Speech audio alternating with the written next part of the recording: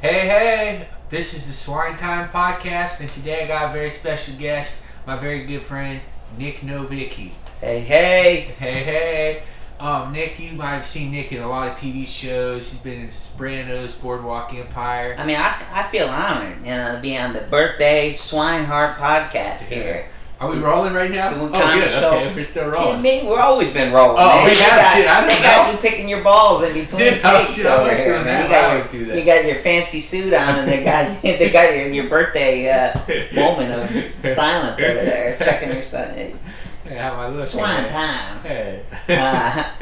This is cool. I mean, I love this is a milestone day, man. Yeah. 40 years old today. I know, man. It's crazy. It went from you interviewing me to now I'm interviewing you. How's it feel to be 40 and you're doing comedy? I know, man. But you know what, man? It's like, it feels like we've been out here 15, you've been out here 20 years? Yeah. 20 years. I moved to Pasadena when I was 20 years old. Wow. And I was like just trying to figure out what the hell I was going to do with my life. You've spent double, the first half in Ohio, the second half in LA. Yeah. Wow, man. And Brea is the culmination of the second half of your life. Yeah, it really is, man. Isn't that crazy? There's a lot of pressure on the show tonight, man. It better be a good crowd. I know, I hope there is a good crowd, but I mean... that's kind of the funny thing about entertainment, though. We put unnecessary pressure on these milestone events. We're like, oh, I gotta do great because it's my birthday tomorrow. Yeah. You're like, the crowd doesn't know. They don't know. That's why I wanted to do it here in Brea, where nobody knows it's my birthday. Yeah. Right? Because I don't know. There might be a couple people here that show up that have been to the shows before, but generally speaking, if I did it back in LA, everybody would have known it's my birthday, right? They would have. So it puts an extra pressure on your performance. Where I feel like tonight we can still have just a normal show. It just happens to be my birthday. Yeah. Yeah. I think we should all put pressure on the crowd. Look, this is Brian's birthday, so You better fucking laugh. Let's at least he wore a suit and a tie. All right. It's his birthday and he wore a suit and a tie. So if you don't laugh, there's a lot of things that are not fair. But now that I'm 40, I feel like I have to wear a suit and tie everywhere I go. Yeah. I got a couple years. I'm wearing a banana shirt today, so I don't know. I'm almost 37 though, so. I mean, you look good. Hey, you look 36 to me. Ah, man. Man. But it's crazy. It is crazy to think how fast the time has went. Because I can't remember if I first met you at Westwood Brewing Company or if it was at the Comedy Store. But I know that we became very good friends at Westwood Brewing Company. Westwood Brewing Company. I used to do 3 of clubs all the time. Yeah, that's right. So I was doing 3 of clubs, and I remember sometimes, it's funny because I wouldn't email you or call you a lot. Yeah. But then you would give me spots. Yeah. But I feel like there was other people that were way more aggressive, and they'd be hitting up every week. That's right. That's right. So I used to have this comedy show I did at this bar called the 3 Clubs, and comics would always message me to get spots. But of course, I always liked you from the beginning, and you always had a good show, so I put you on, but a lot of other people would message me about the show. I mean, they're doing their job, but that's, but I always liked it when I didn't have to. I wish that's kind of what made me stop doing the show, was just dealing with all the comics. I got hit up a lot, especially when the show got popular, and I didn't know how to deal with it. But looking back now, I would have done some things differently on as far as that, but what can you do? You live and learn. Yeah, but you know what? I mean, that's the thing. That's the one thing that I think is constant in anything in showbiz, is that the longer you've been doing this, the more you're like, who cares about that? We put so much pressure on these moments. We're like, man, this is I gotta get this one thing, or oh, I wish I hadn't done that. And then 10 years later, you're like, who even cares about that one thing? I know, it doesn't matter. But unless that one thing would have been a game changer, there are some things. Believe me, you've heard me complain about them forever. Yeah, and there's also and there's also hey, we're good for now. I'm okay for now. Yeah, They'll be good in about 20 minutes though. Thank you. Thanks. So one thing that about the gigs is that, or like, see, you say you think back, but dude, I got a plethora of girls that I wish I would have done things differently.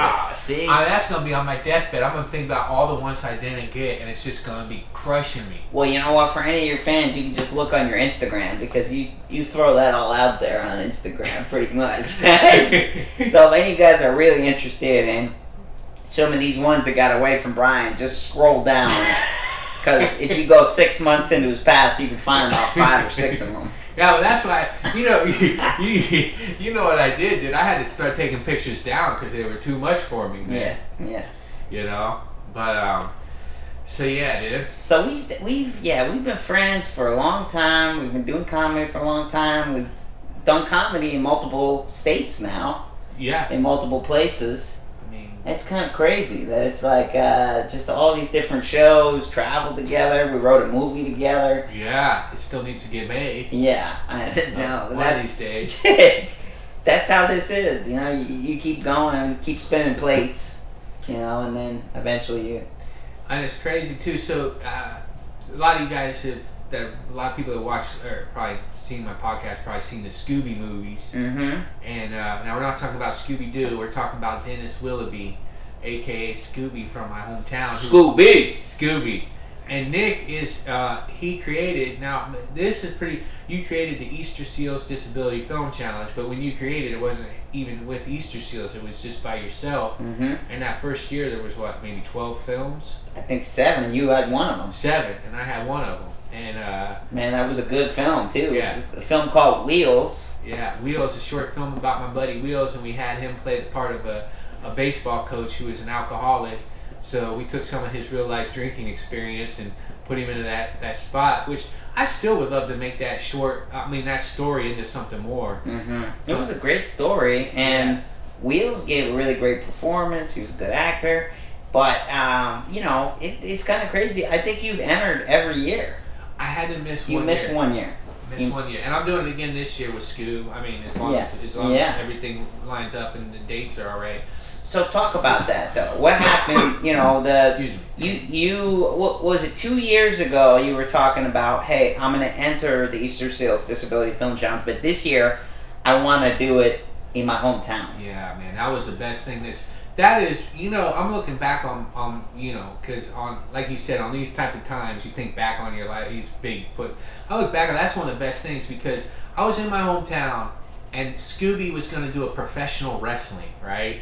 And they brought some guys from the state fair, the local fair in that did wrestling and had Scooby in the wrestling thing. And I thought, man, Scoob is awesome because he really represents our little town, And then I said, I made it work with my buddy who had a camera back in Ohio, and we filmed Scooby. And who would have thought that he was such a good actor because he's not acting, but he's acting. I mean, it's a made-up scenario, but he is himself, which is awesome. He gave one heck of a performance. For those of you guys, I encourage you that if you're listening, go to YouTube, go Easter Seals Disability Film Challenge, watch the film that I forget the name of last year. The number one fan. Number one fan was last year, and Jack's Revenge was Jack's this year. Revenge was this year. But they were great performances both times. Last year's performance, Scooby was actually nominated for Best Actor. He tapped into a moment about his dad passing away and is kind of crying acting with you in that scene. Yeah. And it was a real. Well, it's funny because, see, when I went to meet with Scoob and his mom and his brother, when I told him about the festival and everything, I'm back in Ohio, and I go to talk to Scoob, and he said to me at the table, he said, I wish my dad were here to see this. And that was it. I knew when he told me that, I said, okay, I don't know what my story is going to be with Scooby, but if I can have him say that line just like he just did, that is what we need to get. And so then we, because I kind of outlined the story that I wanted to happen, right? But I knew with Scoob you can't really say the lines per se like a regular actor would. I mean, he says them naturally, but he's not gonna like memorize them. So then when we were at the football stadium, it's just like us sometimes too. I mean, sometimes we're going off too. A little bit, and a lot of times it's better that way. It's better. You get a natural performance. Exactly, man. And then I told Scoob, I said, Scoob, I want you to say, I wish my dad were here to see this. And meaning that he's talking about the football game. And he said, I wish my dad were here to see this. And then it just, bam. Yeah. And he kept going. He tapped into that moment, you know. Man. He was tearing up and looking up to the sky. And it was something special, man. Yeah. And then, I mean, the whole movie really cut together. Pretty amazing. I gotta say, there was, we had technical talked about there were some technical problems. But, the sound was not 100%. And that's part of what happens with these films done on the weekend. But the biggest problem I get is a lot of people say, oh, I don't have the funds together, I don't have this, and they just don't do it. With this, you're creating something, and then you're finishing it. You have to do it in a weekend, really a week, by the time you're writing, shooting, editing, doing everything. But, I mean, look at what that guy's trajectory was. Scooby was 50 years old, he had never acted, he'd never done anything. You put him in this short film, the whole town rallies behind him, he gives an amazing performance, and then you do a Kickstarter and the whole town flies him out because he's nominated for Best Actor, and he's walking the red carpet in Beverly Hills at UTA, one of the biggest talent agencies in the world. He's in Variety, he's on KTLA, he's got more press than you had possibly had in 2 days. This guy came out here and said, I'm gonna take you 20 years and I'm gonna beat you to it, Swine. Yeah, but I mean, when I say that, that's 99% people. How many people get to be quoted in Variety for their acting and KTLA and all that stuff? And I think it was a magical thing that you created for him.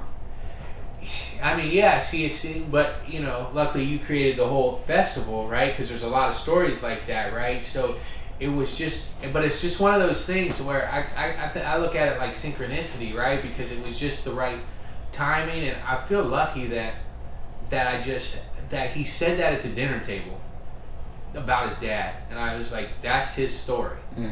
Because every person has a story, but what happens is a lot of people is harder to find their story, what it is that's really their story, right? Scoob wears his heart on his sleeve, so whatever his story is, you can see it. Where I think that a lot of people in life don't live like that, so they're covered, right? You block what your stories are. You don't show it. Something's bothering you. You're not gonna tell somebody at the dinner table, I wish so and so. You might be thinking it, I wish my dad were here to see that, or just that he lets it live, so. But yeah, so I just was lucky, man. I happened to be home and I saw that thing at Scoob, and then you had your thing coming up. Because what I wanted to do was build a statue for Scoob in the town. But I said, okay, well, I'm probably not going to accomplish that, or maybe somebody else might. Man, that would be awesome. Yeah, statue. Yeah, that's what I put that on the football field. For those of you that don't know, we didn't get into too. One of the reasons why Swine put this movie together was because Dennis Willoughby, who goes by the nickname Scooby, who has Down syndrome. I don't know, did we even say he has Down syndrome? I guess we haven't said he has Down syndrome. This is probably would have made a lot more sense for why we're talking about some of these different elements. So he really was a local legend for going every Friday night.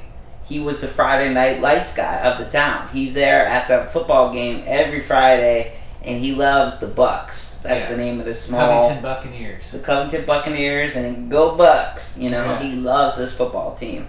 And they're, playing high school football every Friday. He's there. He's been there 30 years, probably, every night. Oh, yes. He's been there at least, if he's 50, probably since he was a kid. Yeah, you're talking 45 years, his whole life. I mean, since his dad used to work on the field, like cut the grass and do the sideline painting and stuff. Oh, man. I think that's what his dad did. He at least was working on the field because everybody knew his dad. So yeah. And it's just like, so that is like opened my mind, right? Because the Hollywood thing, filming in Hollywood, it's just, but when I go back home and the beauty of my little town, but had I stayed in Covington and not left, I don't know if I would see it for the beauty it is now. You know what I mean? Because I had to leave. Yeah, but that's everything. You know, That's you everything. appreciate things more after the that's fact. right. That's Oh man, you know, you're doing these little gigs, and sometimes you're like, man, this is all I'm getting paid or whatever. I'm and always then saying that. you look back and you're like, wow, what a great crowd, what a great something. You could always look at those positives about the wait staff, the manager, the crowd, the way you kind of touch people. You know, from doing the military tours, we've both done military tours. How much those meant, you know. That's a game. That's another game changer, dude. I mean, it's kind of cool, man, to think back to all the things that are like that have happened that are real awesome in your life. You know, that things like the Scooby thing and like, because to me, I mean, dude, that's one thing I want to be known for when you know, when it's all done, is that, man, he made this little thing. You know, even a 5-minute short, I don't care, but you know, I'm working on doing a documentary about Scoot next. Oh yeah, yeah. And in fact, so I'm going on Thursday to back to Ohio, and I'm gonna meet up. Tomorrow you going? Not tomorrow, the day after. So today's Tuesday, but Thursday I'm going, and I'm gonna go to back to Ohio for a week, and I'm meeting up with Clay, the guy who shot the last Scooby short, and we're gonna. He's good. This guy's a really good director of photography. He lives in Cincinnati, right? Yeah. I know Brian's whole life story. Yeah, man. Yeah, dude. So yeah, man, it's just that, and it's funny because I look at the things I've done, because I also, you know, with acting and everything, but I'm like, man, my best parts have always been these little short films, these indie things that, like, you know, you always want the big time, but I'm like, man, I've still had these nice little things to have worked on. Ain't things you're proud of. I mean, that's what's crazy is, like, again, our friendship and as being comics, you know, who would have ever thought? I mean, I started this film challenge 7 years ago.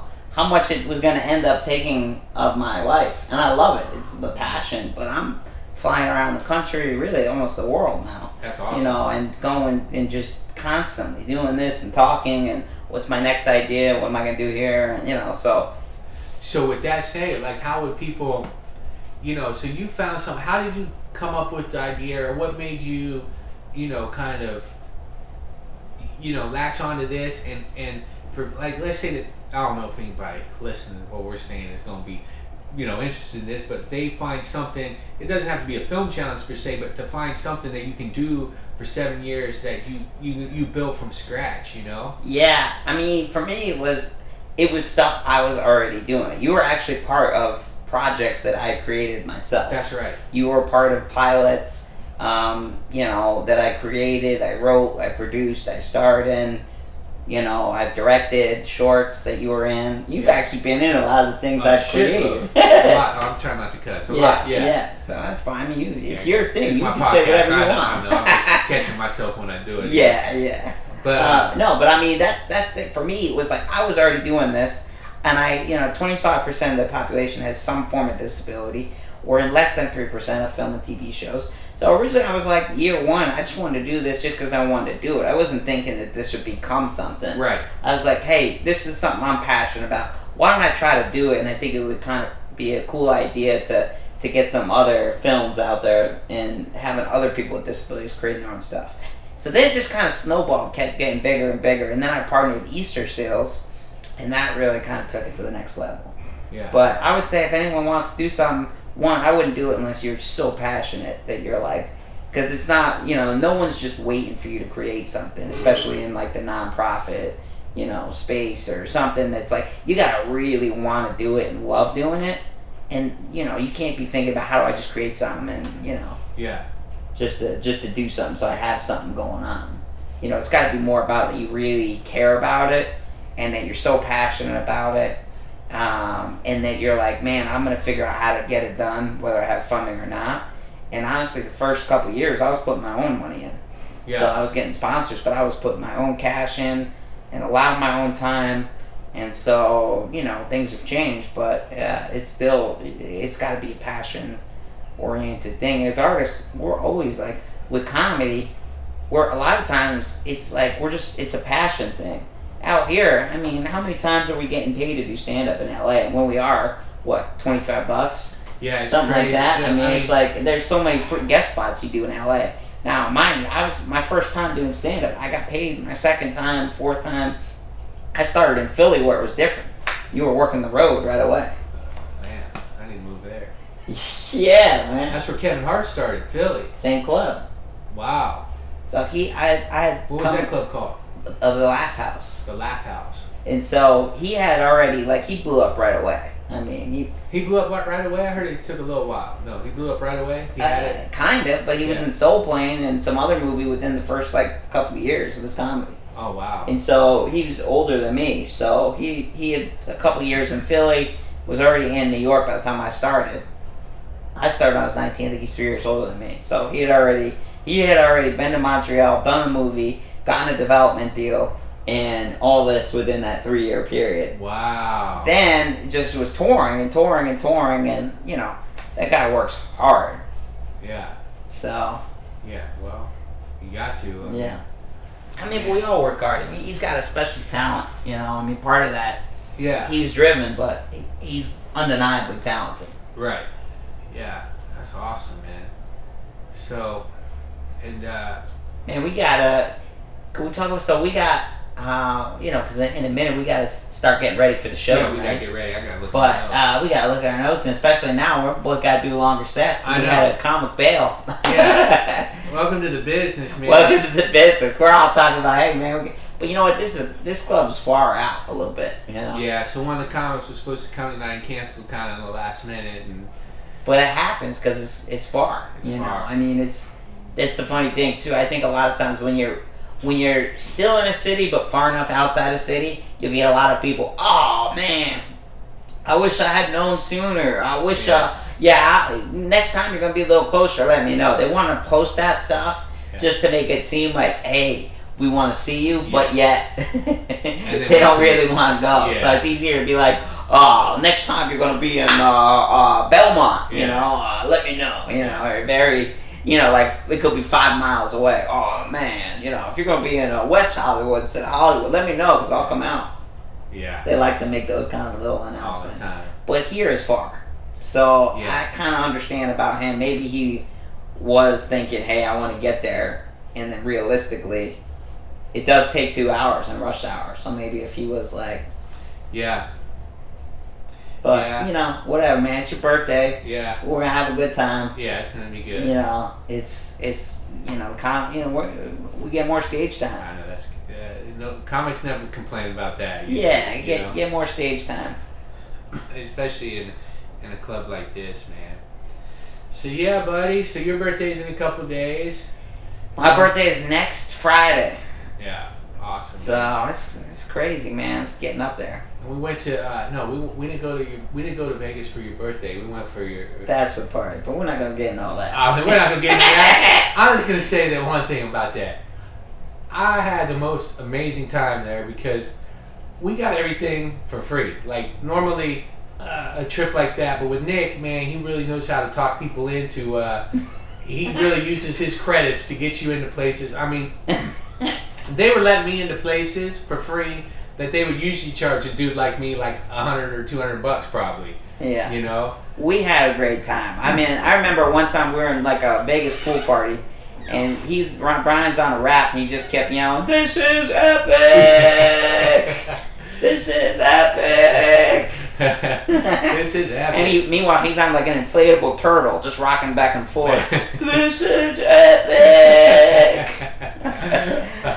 Well, you know what's going to be epic? Our show tonight, man. Yeah, Nick, yeah. thanks for coming on. Oh, thanks for having me. doing this. Happy birthday, buddy! Thanks, man. Birthday swine! Thank you guys for tuning in to the Swinetime podcast.